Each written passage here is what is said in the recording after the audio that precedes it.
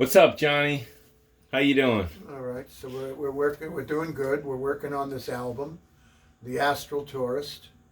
And the Astral Tourist is basically who we are. We come from the stars, and we're on a journey. And the songs kind of illustrate what that journey has been for me. And I tried to do it in a way that is kind of universal.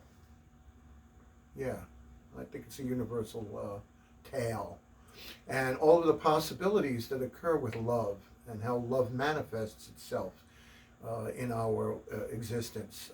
Love of other people, love of music, love of art, love of work. It's all one big enchilada. That's the way I see it. So, I'm a Long Beach guy, and I met you, just traveling through Long Beach. Basically, after Sandy, I was in the Laurel Diner, and we were looking at each other, and it was like, "You're a musician, I'm a musician. What's going on?" We came back to this studio, right where you're sitting, practically, Yes. and you had to show me a new song that you wrote called "Bruised Not Broken." Right. Right. And there was born our musical collaboration. Here we are, it's 2019, it's like 7 years later, and we're working on this amazing album for almost a year. You started off with Myra coming in, and she's on the record, and we have a whole bunch of other guest artists, and we're looking to collaborate now with some other local artists. Yes. Maybe even get some choral voices, maybe even some children's voices. Yes. And I wanted to make this video here at Studio Noir. I work with a lot of kids and adults and people of all ages. Yeah. And I wanted you to kind of just, introduce yourself as Johnny Mystic and give everyone an idea of, like a brief history of what your background is in as a performing artist and like, the spiritual love side of this record. Yes. And how, you want to get some guest artists from the community, basically. Yes, yes. Well, I've been at this all my life, and as far back in 1980 and 1979, I had a band called Zanoni, named after a Rosicrucian novel about a mystic.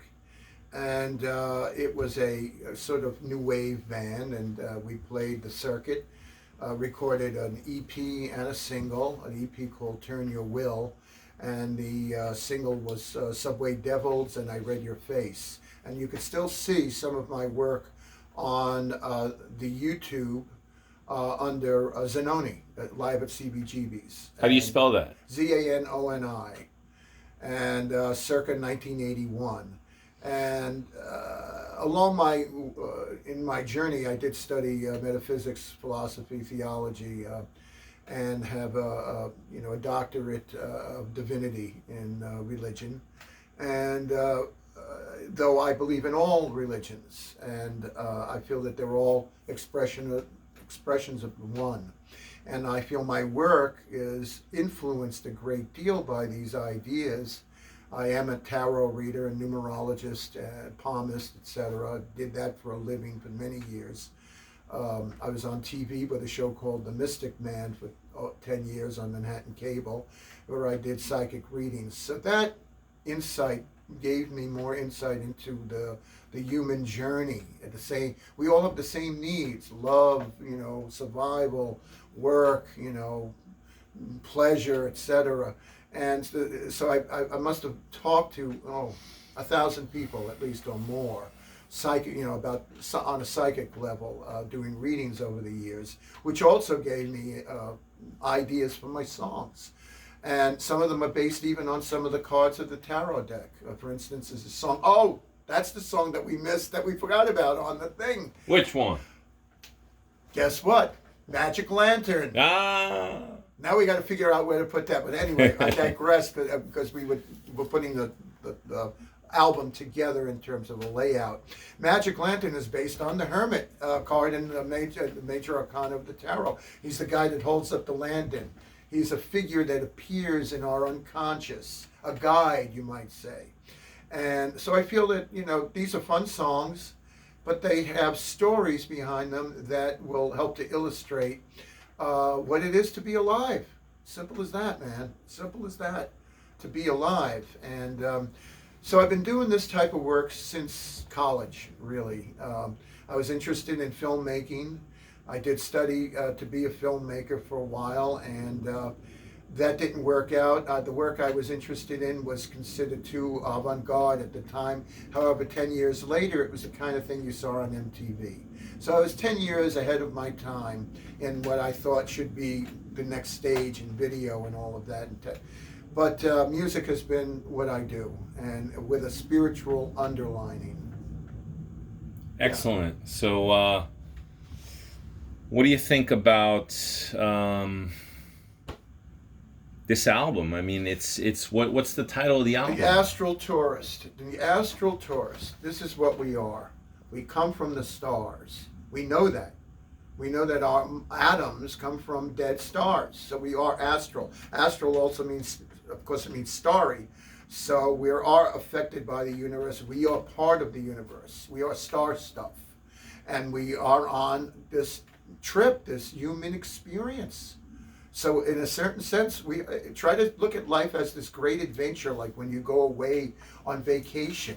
This is the vacation. This is it.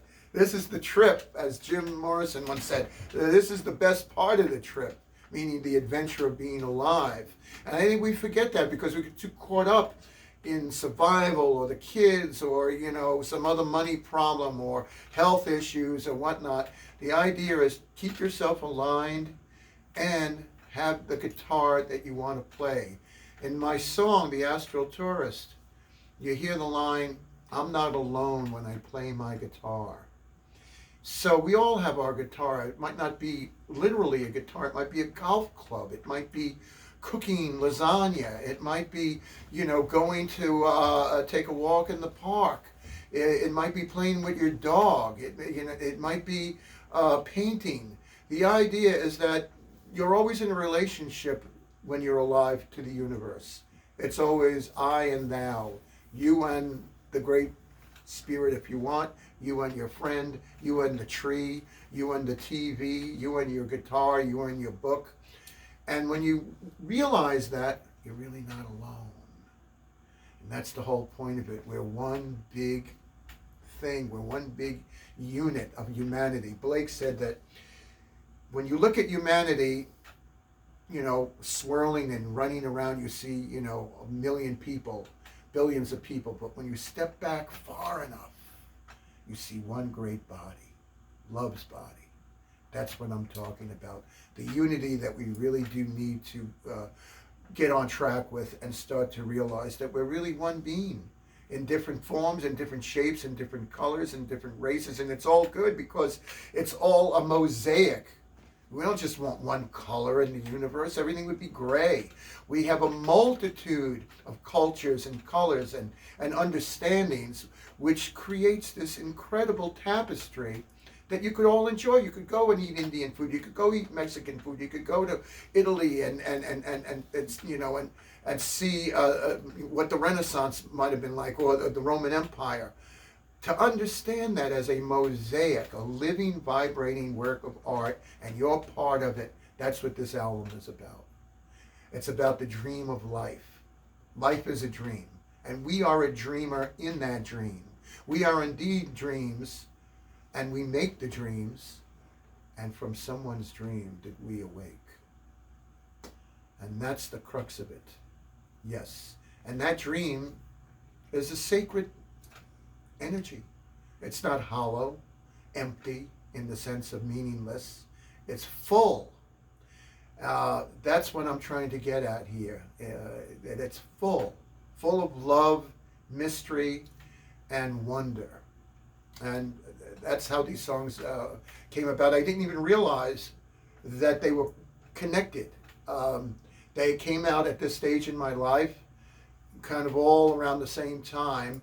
And I think it's for, a collective understanding of where I am now and where we need to be as a humanity. We really do need to come together and no longer have these boundaries of fear and anger and distrust.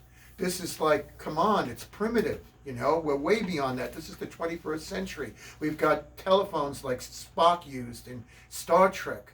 So let's start to act in a way that is more evolved. And So when you're done with this album, you're looking to get out and play with other musicians Yeah. who appear on the record, and maybe Right. some new ones. Yes, exactly. And find the some, spirit guides are always. That's why it's called Johnny Mystic and the Spirit Guides. The spirit guides are all around you, and likewise here, whether we've got all these great musicians, and who is available, we will play with at that time, and they also will affect the nature of the work by the instrumentation that is being used. So it will vary slightly. You know, and I think that's good. You'll never really get sick of hearing these songs because you'll hear them played and represented in a variety of ways with, you know, different backup singers, different soloists, etc. And that's what I really want to do. Yes. All right. Well, thanks a lot for giving us some insight into your Thank you. album and your career. All right. And Thanks a everybody lot. should be looking forward to hearing tracks, hopefully, by November, December, Yeah. and absolutely by January, February. Yeah. Absolutely. All right. Thanks a lot. Man.